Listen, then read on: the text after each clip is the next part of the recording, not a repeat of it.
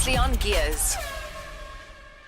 There has been a tremendous amount of speculation, a tremendous amount written about Lewis Hamilton. We've spoke about it at length last week.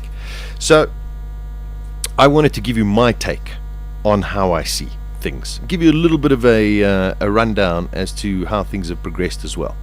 So in early September, well-known Formula One broadcaster and former Formula One teamer Eddie Jordan, he dropped the bombshell that he had it on good authority that Lewis Hamilton would be leaving the McLaren team to join Mercedes-AMG in 2013. Now, whether or not Jordan was dummied into releasing the information is open to scrutiny, but the news definitely has had everyone talking. Neither party denied nor confirmed the rumor, and Lewis Hamilton even commented that he didn't know where he would be driving in 2013. That, of course, confirmed that negotiations were taking place. Perhaps Jordan's comments were meant to make both parties up the ante in order to try secure Hamilton's services. I'm not sure. Now, even though Lewis Hamilton has been made and molded by the McLaren team, he was basically born with them, if you think about it. Lewis Hamilton is now a brand and a man with even more ambitions. Of course, he wants titles in Formula One, but I think he also wants to be known as Lewis Hamilton and not McLaren's Lewis Hamilton. What would the move mean?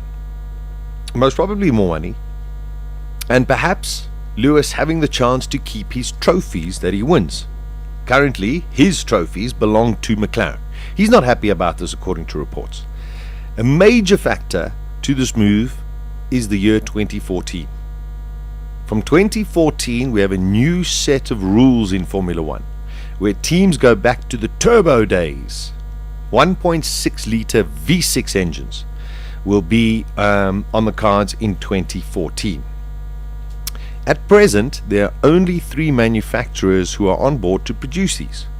One of them is Mercedes-Benz. Now, logically, a driver wants to be with a factory team in racing. Yet Formula One has always had teams that have shone being privateers. Williams and McLaren basically being the most successful, and even Ferrari. Because Ferrari, even though majorly owned, they've always been a private company that has been involved. Now, the mood amongst engineers and team principals is that the engine will be decisive come 2014. At this time, just to let you know, McLaren would either have to produce their own engines or purchase their engines from one of the suppliers. Now, that might not be too appealing to Lewis Hamilton. Lewis wants his team, and you cannot blame him. He's brilliant and very marketable, and this is what it comes down to, in my opinion. As long as he stays with McLaren, he will always be known as a McLaren driver and not Lewis Hamilton. I know he has his own identity, but I feel that he and his management team want much bigger things. Sort of Tiger Woods before the scandal. Now, Lewis is managed by XIX, which stands for 19, which is Simon Fuller. Now, Simon Fuller knows all about creating superstars, and he knows he has one in Hamilton. One of his superstars that Simon Fuller created was the Spice Girls. My gut feeling is that he will go to Mercedes-AMG. He will go to feel some freedom. Mercedes might be a corporate machine, but it is not as regimented as McLaren. Lewis moving to Mercedes might convince the Mercedes board to also commit to Formula One and sign the new Concord agreement.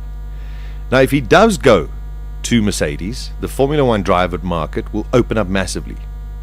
Who do McLaren choose to partner Button?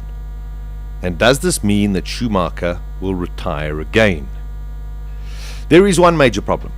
Hamilton is aware that McLaren will always be strong contenders, whether they have Merc power or not in the future. It is the McLaren way. Sometimes the grass is not greener on the other side, so why give it up? Perhaps Lewis just stays at McLaren and everyone will calm down.